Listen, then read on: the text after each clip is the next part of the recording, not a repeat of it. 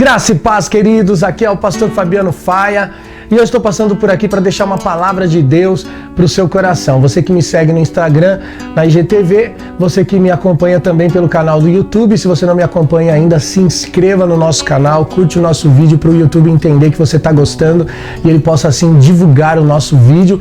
Compartilhe essa mensagem com alguém que você ama. Fica comigo, eu quero falar sobre a nossa dívida pessoal. E eu quero deixar uma palavra para você sobre a ilustração do texto que está em Romanos capítulo 13, versículo 8, que diz assim: a ninguém devais coisa alguma a não ser o amor com que ameis uns aos outros, porque quem ama uns aos outros cumpre a lei. Sabe de uma coisa, querido? Nós temos um entendimento muito vago sobre a graça de Deus.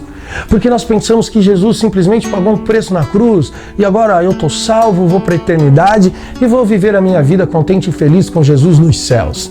Mas a graça, ela é munida de muita responsabilidade.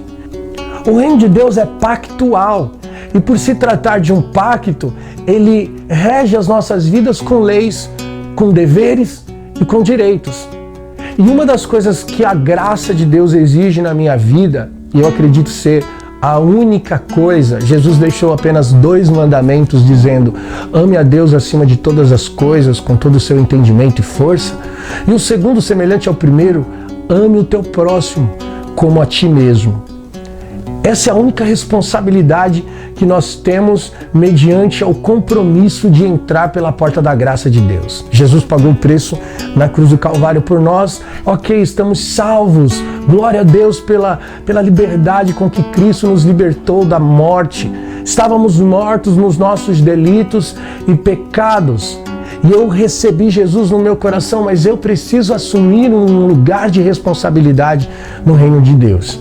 Então o apóstolo Paulo ilustra com muita sabedoria no versículo 13 dizendo: a nossa dívida pessoal, depois de crermos em Jesus, depois de aceitarmos a cruz de Cristo, depois de passarmos pelo processo de conversão no Evangelho, nós temos uma dívida pessoal e a nossa dívida pessoal é o amor com que devemos amar uns aos outros, porque quem ama uns aos outros cumpre a lei, vivencia a palavra de Deus. Mas o interessante é o exemplo, o modelo em que o apóstolo Paulo nos deu como exemplo. Ele fala de uma dívida.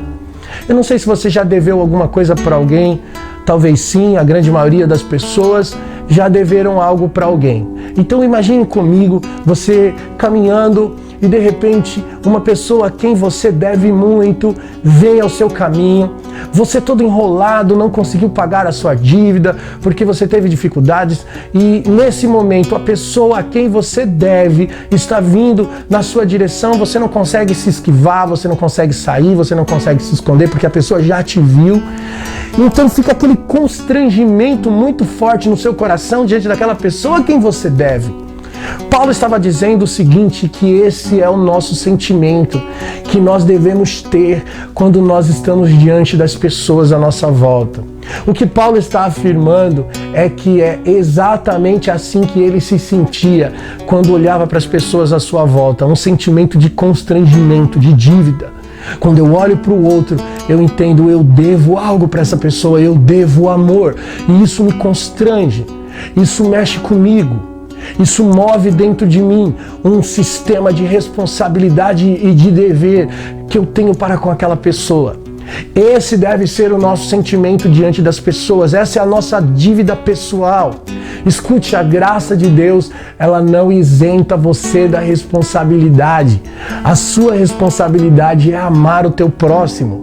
Se nós vivêssemos desta forma, sempre que olharmos para as pessoas à nossa frente, o nosso próximo, começando dentro do nosso lar, da nossa casa, o nosso vizinho, aqueles a quem encontramos nas ruas, no trabalho, nos nossos ambientes de convívio, se cada pessoa que está diante dos seus olhos, você sente esse sentimento de dívida. Eu devo a essa pessoa amor, eu devo para essa pessoa amor. Nós vamos nos tornando cada vez mais parecidos com Jesus em graça, em comportamentos, em generosidade, em integridade.